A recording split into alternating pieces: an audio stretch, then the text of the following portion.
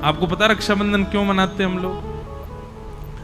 भगवान बामन बनकर के जब बलि के यहां गए तो 3 पग जमीन का वरदान मांगा, और 3 पग जमीन का वरदान देते ही भगवान विराट हो गए।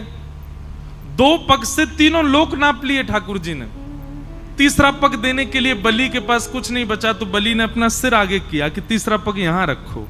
तो ठाकुर जी इतने प्रसन्न हो गए बलि से, बोले वरदान मांगो, क्या चाहिए? तो बलि ने माना जो मांगूंगा सो दोगे? बोले हाँ देंगे।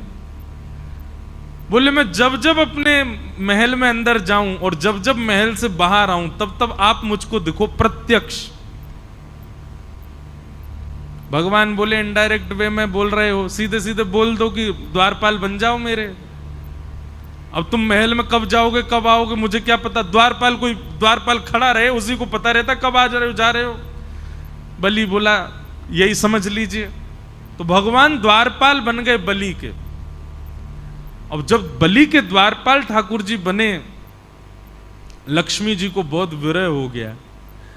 ठाकुर जी आ ही नहीं रहे, बलि के यहां पर द्वारपाल बन के खड़े हैं। लक्ष्मी जी ने आकर के भगवान से कहा चलो। बोले मैं नहीं जा सकता, अहम भक्त पराधीन हो। स्पष्ट शब्द है भागवत में, ठाकुर जी कह रहे हैं पूरा विश्व मेरे पराधीन है, पर मैं अपने भक्त के अधीन हूं, मैं कुछ नहीं कर सकता यदि भक्त को मैंने वचन दे दिया तो। लक्ष्मी जी बोली आप वैकुंठ नहीं चलोगे? बोले नहीं चलेंगे, जब तक बलि नहीं कहेगा तब तक नहीं जा सकते। तब लक्ष्मी जी ने योजना बनाई और एक दीन सी कन्या बन करके लक्ष्मी जी भीतर गई। राजा बलि के पास पहुंची तो बलि ने कहा आइए क्या सेवा करूं? तब लक्ष्मी जी बोली कि मेरे कोई भाई नहीं है और मैंने जब से आपको देखा है तब से आपको ही अपना भाई स्वरूप माना है। बलि बड़ा प्रसन्न हुआ, बोले आप भाई मानती हैं तो बहुत अच्छी बात है।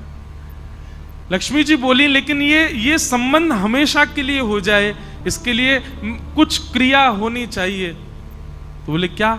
बोले मेरी रक्षा की जिम्मेवारी आप लो, आपकी रक्षा की जिम्मेवारी मैं लूं, दोनों बहन भाई की रक्षा की जिम्मेवारी बहन भाई ले में, तब मानेंगे कि संबंध हमारा सुदृढ़ होगा। बलि ने कहा बहुत अच्छी बात है, कैसे करेंगे?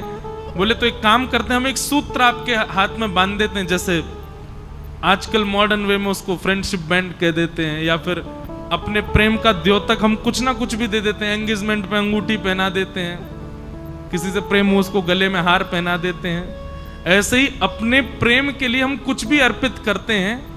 लक्ष्मी जी ने कहा कि मैं एक सूत्र पहना दूं आपको, ताकि जब जब उस सूत्र को देखो तो मेरी याद आए कि हाँ मेरी बहन है, मुझे उसकी रक्षा करनी है। और उसके बदले आप उपहार मुझको दे देना। उस उपहार को जब मैं देखूंगी तो मुझे भी स्मरण आएगा मेरे भाई हैं, मुझे उनकी रक्षा का भाव रखना है। बलि बोले ये बहुत अच्छी बात है, लाओ सूत्र बांधो। तब लक्ष्मी जी ने उनको सूत्र बांधा और सूत्र बांध करके दोनों हाथ आगे किया, भैया हमको उपहार दो। बलि ने कहा क्या चाहिए उपहार में? बोले तुम्हारा द्वारपाल जो है इससे हमारा ब्याह करा दो। बलि बोले अरे वो द्वारपाल नहीं है, जगत पिता परमात्मा परब्रह्म नारायण साक्षात परमेश्वर हैं, वो तो मेरी भक्ति से रीछ के द्वार पर खड़े हैं, वो द्वारपाल थोड़े। बाहर से ठाकुर जी झांक के देख रहे हैं अंदर क्या चल रहा है, मुझे आज बरी करके ले जाएगी कि नहीं। बेचारे ठाकुर जी वहीं खड़े हैं बलि के यहां।